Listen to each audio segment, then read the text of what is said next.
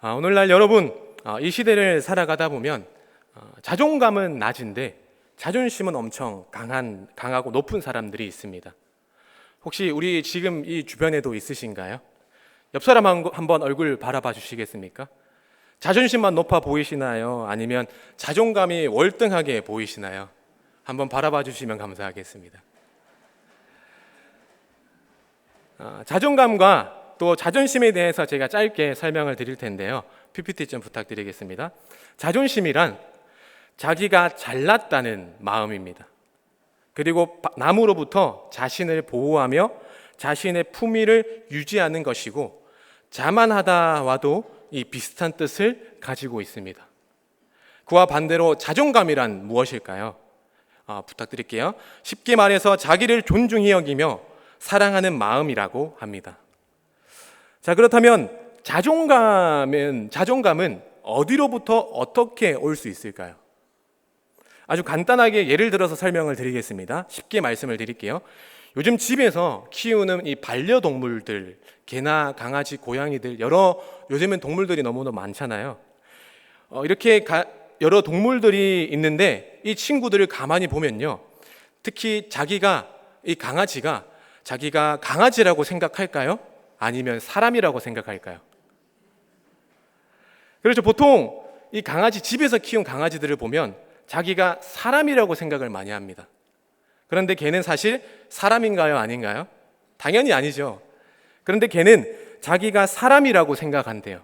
왜 그럴까요? 사람이 걔를 사람을 대하듯이 대하기 때문이라고 합니다. 이건 좋다 나쁘다의 의미를 두고 말씀드리는 것이 아니고요, 사람 대하듯이 대하기 때문에 집에 가서 안아주고 뽀뽀해주고 보고 싶고 막 부비부비하고 그렇게 하잖아요. 그러니까 강아지가 자기는 뭐라고 생각하게 되었냐면요, 그때 자존감이라는 게 생겨난대요. 그러니까 나도 사람이구나 라는 존재로 여긴다라고 김창옥 교수님이 말씀해 주셨습니다. 근데 진짜 문제는 강아지가 문제가 아니라 오늘날 우리 사람이 자기가 사람인데도 불구하고 사람인지를 모르는 시대가 되어버렸다는 것이죠. 왜냐하면 사회가 급속도로 발전하면서 사람을 무엇으로 판단하냐면요, 숫자로 판단합니다. 너는 어느 학교 나왔니? 너 어느 동네 사냐? 야, 네 집수는 몇 평이냐?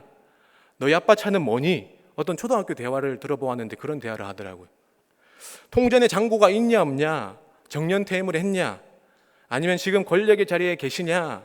우리 보통 여성분들은 너 코 수술했냐? 쌍꺼풀 수술했냐? 살이 몇 킬로 쪘냐 안 쪘냐? 약간 이런 대화들이 오고 가잖아요. 이런 부분을 통해서 자기 자신을 어느새 숫자로 판단하는 시대가 되어버렸다는 것이죠. 야, 내 나이가 몇 살인데, 내 나이가 몇인데 공부를 해? 내 나이가 이래서 후반전은 무슨 후반전이야? 그냥 이렇게 살다 가는 거지 아예 내가 진짜 열등감이 많아서 그래, 어쩔 수 있겠어? 라고 하시는 분들이 여기는 없으시겠지만 종종 계시더라고요. 그러니까 사람이 자기의 자존감이 떨어지게 된다는 것입니다.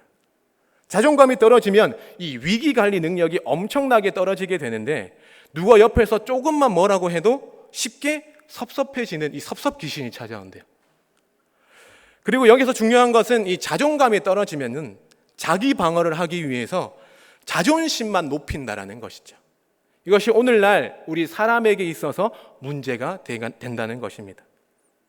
자존감이 떨어졌으면 그 자존감을 채워야 하는데 채우는 방법을 모를 뿐더러 오히려 피해의식에 빠져서 자존심만 충만해지는 그런 모습들을 볼 수 있다는 것이죠. 그런데 오늘 본문을 보게 되면 예수님께서 이 이방 지역 두로를 방문하셔서 오늘의 주인공의 한 사람과 대화를 나눕니다. 그런데 예수님과 나눈 대화의 내용을 가만히 보면요, 자존감이 충만한 여성 같지 않으십니까?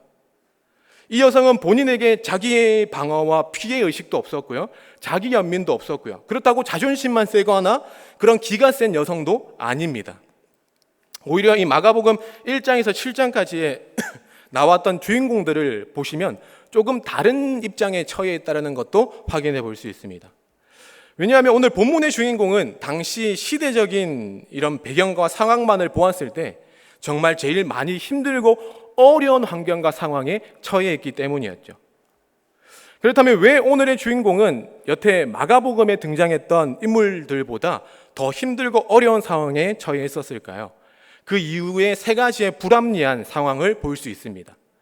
첫 번째는요, PPT 좀 부탁드리겠습니다. 이 주인공은 귀신 들린 딸에 대한 문제가 있었습니다. 지금도 마찬가지이겠지만 그 당시에도 귀신을 들렸다라는 것은 좋은 이미지가 결코 아니었다라는 것이죠. 두 번째는 유대인 출신이 아니라 당시 계취급을 당할 수 있는 이방인 출신이었다라는 것이죠. 당연히 이방인 출신은 유대인들 사이에서는 절대 인정받지 못합니다. 그리고 마지막은 안타깝게도 불구하고 당시 시대적인 배경의 우월성을 가지고 있는 남성이 아니라는 점이었죠. 바로 당시 사회에서 인정받지 못하던 여성의 성별을 가지고 있었다는 것입니다. 그렇게 오늘 이 본문의 여주인공은 이렇게 세 가지의 불합리한 상황 속에 있었다는 것이죠. 이런 환경과 상황 속에서 이 여인은 어디 하나 피할 구석도 없이 지금 간절한 마음으로 예수님께 나아왔을 것입니다. 아니면 인생을 포기하여 귀신 들린 자녀와 함께 그냥 너 죽고 나 죽자 식의 삶을 결정할 수도 있었을 텐데, 하지만 그녀에겐 도저히 그런 선택은 용납되지 않았던 것 같습니다. 자녀가 그만큼 아픈 손가락이었겠죠. 주님의 옷자락을 만졌던 그 여인의 소문처럼 이 여인 또한도 주님 앞에 나아가기를 간절히 원했던 것입니다. 여러분, 오늘 본문을 통해서 우리에게 주어지는 제목이 바로 부스럭입니다. 이 뭔가 조금 얼마 안 되는 것처럼 느껴지고 무언가 없어 보이는 은혜라고 생각할지는 모르겠지만, 이 부스러기 은혜, 그 은혜만으로도 내게 매일매일 주어진다면 얼마나 감사한 일이겠습니까? 이스라엘 백성을 한번 생각해 보실까요? 이스라엘 백성이 광야길을 걷는데 어떻게 독사와 정갈에 한 번도 해받은 적이 없다는 것이겠습니까? 광야에 가면 있는 필수 동물들 중에 하나인 이 독사와 정갈에 해받은 적이 없다라는 것은, 그것은 전적인 하나님의 보호하심이며 하나님께서 일상 속에 매일매일 지켜주셨다라는 증거라는 것을 우리는 확인해 볼 수 있다는 것이죠. 그렇게 이것 또한 이스라엘 백성들에게 한없이 부어졌던 부스러기와 같은 은혜였다라는 것이죠. 성도 여러분, 오늘날 내게도 부스러기 같은 이 은혜가 내려지기를 간절히 원한다면 우리는 어떻게 나아가야 할까요? 오늘 본문의 7장 25절 말씀입니다. 이에 더러운 귀신이 들린 어린 딸을 둔 한 여자가 예수의 소문을 듣고 곧 와서 그 발 앞에 엎드리니, 부스러기 은혜가 오늘 내 삶 가운데 부어지기를 간절히 바라는 마음으로 살아가기 위해서는 첫 번째, 지금 즉시 주님 발 앞에 엎드려야 한다는 것입니다. 그런데 이 여인은 그냥 엎드린 게 아닙니다. 이 25절을 가만히 보시면 예수의 소문을 듣고 곧 와서라고 말을 합니다. 제가 앞서 한번 말씀을 드린 적이 있는지는 모르겠지만 이 마가복음의 저자의 특성상 마가복음은 되게 성격이 조금 급했던 것 같아요. 그러니까 마가복음을 자세히 한번 읽어보시면 곧, 즉시라는 말을 되게 많이 쓰거든요. 그러니까 아무래도 뭔가 한국인들을 겨냥한 것처럼 마냥 되게 급하게 복음의 이야기가 진행됩니다. 그래서 마가복음을 계속적으로 읽다 보면 방금 두 단어가 계속 등장한다라는 것이죠. 여하튼 이 여인은 예수님의 소문을 듣고 바로 주님 앞에 나와 버렸다라는 것이죠. 만약 지금 자신의 상황, 환경을 기준에 잣대로 두고 있었다면, 자기의 자존감이 낮아지고 자신만 높았다면 이 여인은 곧바로 주님 앞에 엎드릴 수 없었을 것입니다. 주변 같은 이방인들에게 떠도는 소문, 유대인들에게는 사람 취급당하지 못하는 그런 감정들, 여러 손가락질을 받을 걸 알면서도 이 여인은 아랑곳하지 않고 주님 앞에 달려온 것이죠. 우리가 잘 아는 박찬호 야구 선수 아시죠? 이 박찬호 선수가 미국에서 너무나 잘 안 돼서, 야구가 잘 안 돼서 힘든 때가 있었다고 합니다. 이렇게 힘들었을 때 어느 모텔에 가서요, 요가 매트를 깔아놓고 하루에 30번씩 절을 했다고 합니다. 그리고 그때 처음 무릎을 꿇는다라는 게 어떤 건지 알았대요. 그래서 자기는 살았다고 합니다. 인간이 매일 잘 나가지 않는다라는 것, 안 나갈 때도 있다라는 것을 겸허하게 무릎을 꿇고 자기는 배웠다라는 것이죠. 성도 여러분, 박찬호 선수는 그렇게 무릎 꿇고 하루에 30번씩 절하며 인생을 배웠다고 합니다. 그렇다면 우리는요? 살아계신 하나님을 믿는다고 하는 우리는요, 여전히 나의 자존심을 내세우면서 나아가시기를 원하십니까? 아니면 자기의 권력과 자기의 힘만으로 믿으며 살아가기를 원하신가요? 이 부분은 내가 할 수 있으니까 하나님, 그만, 잠시만요, 이건 제가 알아서 하겠습니다 라고 하기를 원하십니까? 자기만의 지식만 믿으며 살아가기를 원하십니까? 요 며칠 최근 아는 지인분에게 연락 한 통을 받았습니다. 참 개인적으로 제가 좋아하는 분인데 인생의 삶이 힘들고 많이 어려우시구나라는 것을 전화상 알게 되었어요. 그때 들었던 생각은 권면해주고 싶었던 말이 딱 한 가지가 있었거든요.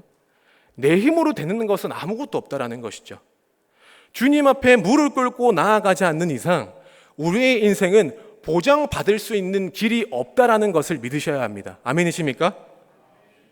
우리는 그 전능자를 만나기 위해 그분의 발 앞에 엎드려야 한다는 것이죠.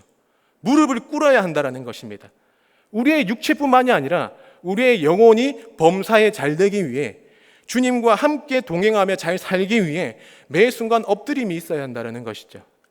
세상 앞에 엎드리고 우상 앞에 엎드리는 그런 것이 아니라 우리의 전능하신 그 하나님, 내가 믿는 하나님이 정말로 전능하다면 그 하나님의 발 앞에, 그분 발 앞에 엎드려야 하는 줄 믿습니다. 그렇게 오늘 본문에 나온 여인처럼 겸손한 모습, 살고자 하는 그 간절한 모습이 주님의 마음을 움직일 수 있었다는 것을 우리는 기억해야 합니다. 우리 성도 여러분, 정말 우리의 영과 육이 주님 안에서 회복되기를 원하십니까? 살기를 원하십니까? 그렇다면 수많은 총격전이 일어나는 이 세상이라는 전쟁터 속에서도 엎드리며 살 수 있듯이 남은 한 주간도 주님 발 앞에 엎드리며 간절히 나아가는 복된 하루들이 되실 수 있기를 간절히 축복하며 소망합니다. 더하여 예수님은 오늘 이방 여인을 만나기 전에 마가복음 7장 6절에 이렇게 말씀하십니다. 7장 6절입니다. 이르시되 이사야가 너희 외식하는 자에 대하여 잘 예언하였도다. 기록하였으되 이 백성이 입술로는 나를 공경하되 마음은 내게서 멀도다. 오늘 계신 저와 여러분들에게 이 여인과 같은 마음으로 주님 발 아래 달려와서 엎드리기를 원하십니까?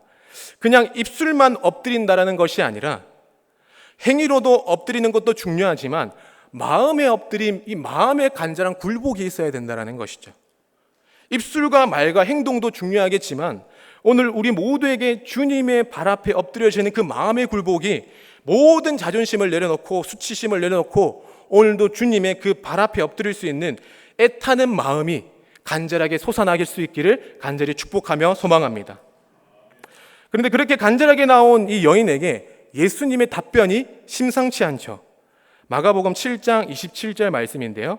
예수께서 이르시되 자녀로 먼저 배불레게 먹게 할지니 자녀의 떡을 취하여 개들에게 던짐이 마땅치 아니하니라.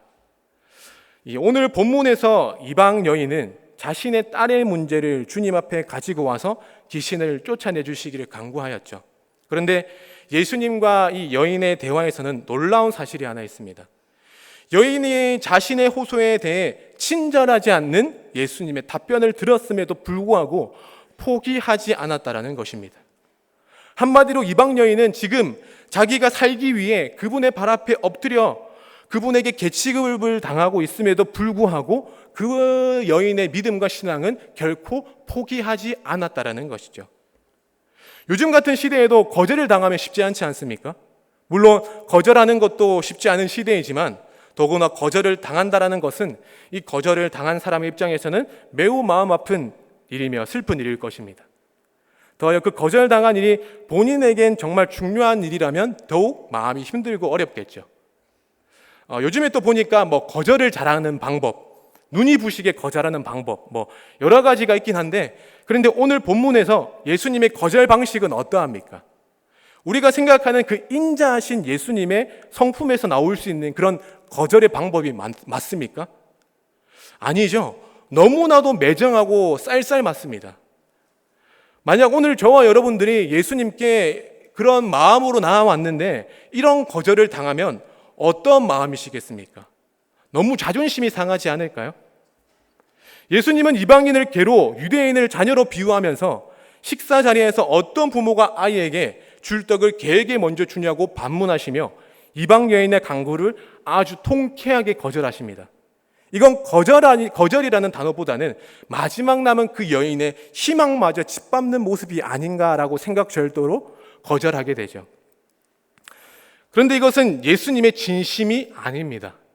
의도적으로 유대인의 이 선민의식에 깔려있는 이것 때문에 여인의 고백을 통해서 공개적으로 그 자리에 있는 유대인과 이방인의 그 사이에 편견을 허물려고 하셨던 것이죠.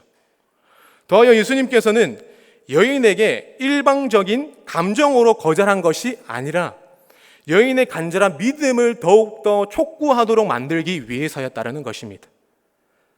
그렇다면 이 여인의 답변은 어떠했죠? 오늘 여기 계신 분들과 온라인으로 참여하신 모든 분들도 같이 한번 과연 나는 어떤 답변을 던질 수 있을지 한번 고민해 보셔도 좋을 것 같습니다. 우리 7장 28절 말씀인데요. 우리 한 목소리로 한번 같이 읽어볼까요? 시작. 여자가 대답하여 이르되 주여.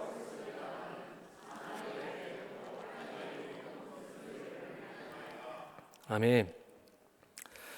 여인은 조금 더 쉽게 말하면 이렇게 표현합니다. 개들도 식사를 방해하지 않으면서 아이들이 흘린 부스러기를 먹을 수 있습니다 라고 말이죠.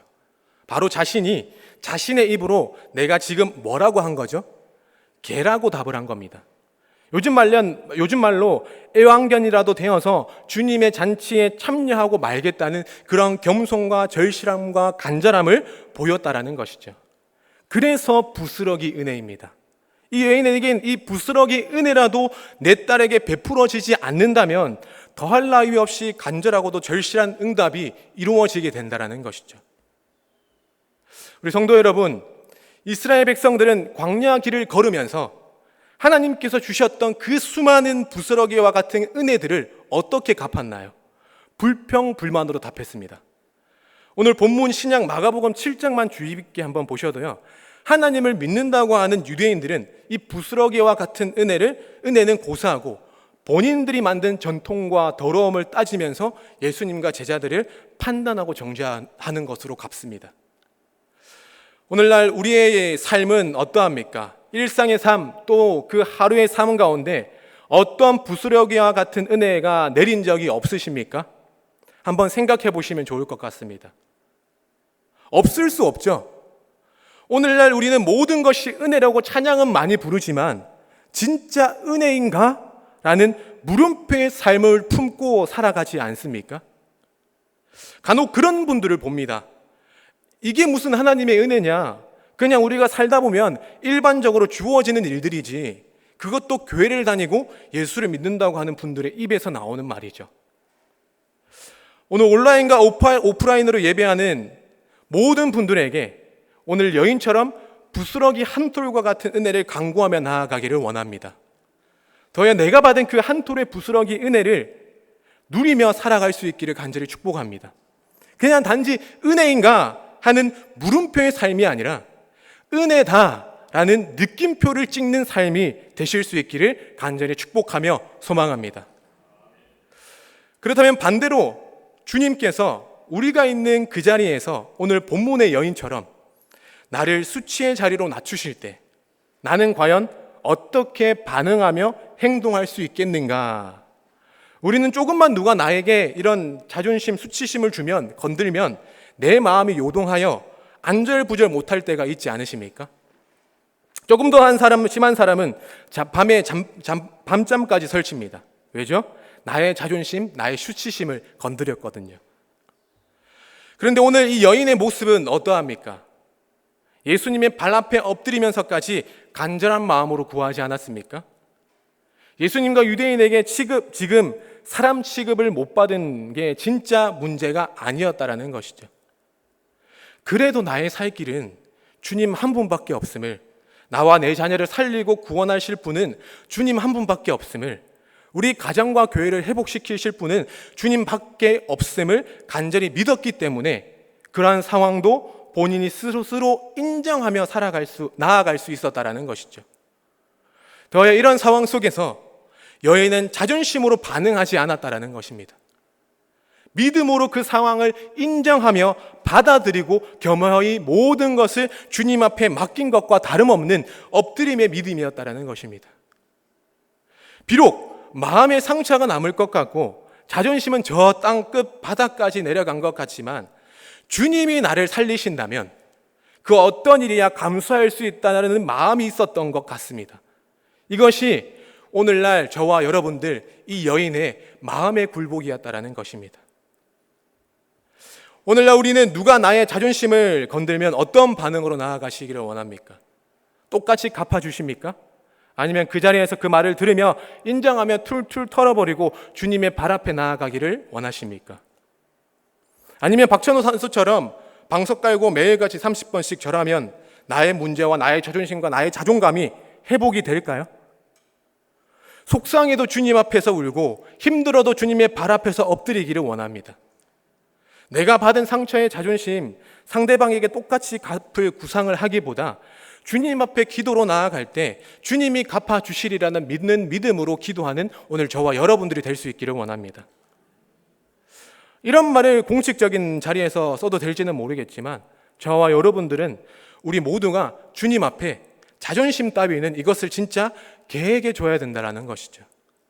여인이 만약 주님의 발 앞에 엎드리며 나아가는데 여전히 수치심과 자존심을 가지고 있었다면 과연 이 여인에겐 진정한 믿음이 나올 수 있었을까요? 아마 없었을 것입니다. 우리도 마찬가지라고 생각이 됩니다. 우리의 마음 한켠에 여전히 나의 수치심과 자존심이 자리 잡고 있다면 그것 또한 주님 앞에 엎드리며 내어놓기를 원합니다. 이 여인은 이러한 자존심과 수치심의 자리에서 아주 지혜롭게 말을 이어갑니다. 작은 부스러기를 먹는다고 말이죠. 참 지혜로운 여인 같지 않습니까? 만약 제가 저 자리에 있었다면 저 여인과 같은 상황이라면 아마 돌아설 수 있었지 않았을까? 그냥 포기했을 수도 있었을 것 같습니다. 아, 내가 듣던 소문의 예수가 아니구나 라면서 실망과 좌절을 품고 돌아갔을 수 있었을 것입니다. 그런데 이 여인은 당시 마가복음이라서 이 책에선 예수님이 한 번밖에 거절하지 않으시거든요. 마태복음에서는 3번 거절합니다. 우리 함께 같이 한번 읽어보시면 좋겠는데요. 우리 22절, 23절 먼저 함께 같이 읽겠습니다. 시작. 가나안 여자가 하나가 그 지경에서 나와서 소리질러 이르되 주 다윗의 자손이여 나를 불쌍히 여기소서 내 딸이 흉악하게 귀신 들렸나이다 하되 예수는 한 말씀도 대답하지 아니하시니 제자들이 와서 청하여 말하되 그 여자가 우리 뒤에서 소리를 지으러 오니 그를 보내소서. 자, 첫 번째 거절입니다. 자, 두 번째 거절 24절 한번 보겠습니다. 시작. 예수께서 대답하여 이르시되 나는 이스라엘 집에 잃어버린 양 외에는 다른 데로 보내심을 받지 아니하였노라 하시니. 자, 두 번째 거절입니다. 자, 그 다음에 25절 26절 한번 함께 읽어보시겠습니까? 시작. 여자가 와서 예수께 절하며 이르되 주여 저를 도우소서. 대답하여 이르시되 자녀의 떡을 취하여 개들에게 던짐이 마땅하지 아니하리라. 자, 세 번째 거절입니다. 27, 28절은 제가 읽어드리겠습니다. 여자가 이르되 주여 올소이다마는 개들도 제 주인의 상에서 떨어지는 부스러기를 먹나이다 하니 이에 예수께서 대답하여 이르시되 여자여 내 믿음이 크도다 내 소원대로 되라 하시니 그때로부터 그 딸이 나으니라. 아멘. 오늘 방금 읽은 마태복음은 예수님께서 무차별적으로 3번의 거절에 폭행을 하십니다. 이만하면 보통 사람 같으면 포기할 것 같지 않으십니까? 그런데 그럼에도 불구하고 여인은 결코 포기하지 않죠. 내가 소문으로 듣던 그 예수가 맞다고 확신하며 끝까지 나아갑니다. 물론 예수님께서 이방인의 구원을 위해서 오늘과 같이 일을 하셨을 것입니다. 하지만 여인에겐 큰 믿음, 포기하지 않는 믿음을 요구하시기를 위해서 이렇게 나아오셨다는 것이죠.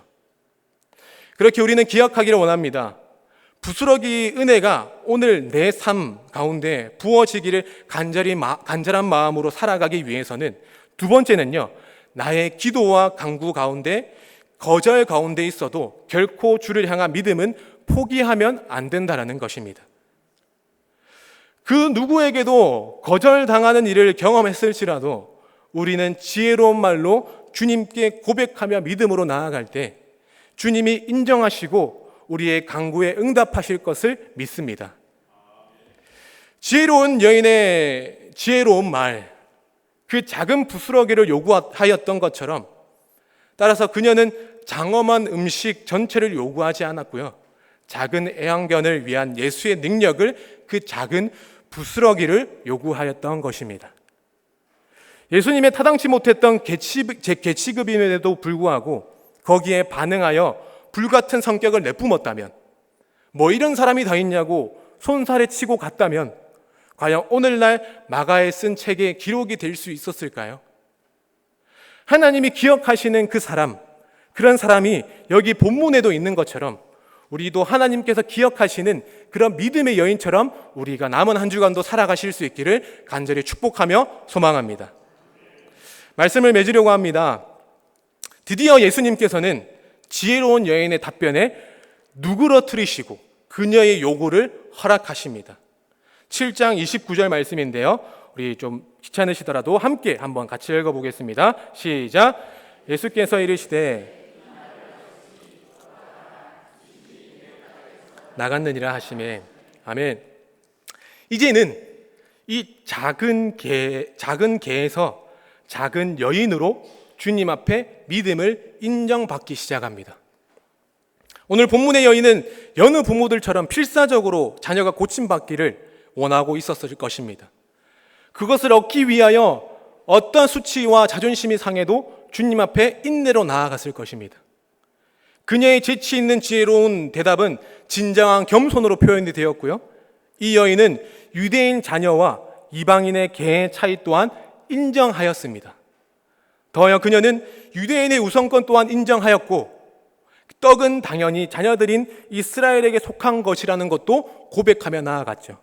그렇게 그녀는 부스러기처럼 되어버린 어린 딸을 구하기 위해서라면 기꺼이 개처럼 자신을 낮추며 부스러기와 같은 그 은혜를 구하며 나아갔다는 것을 우리는 기억하셔야 합니다.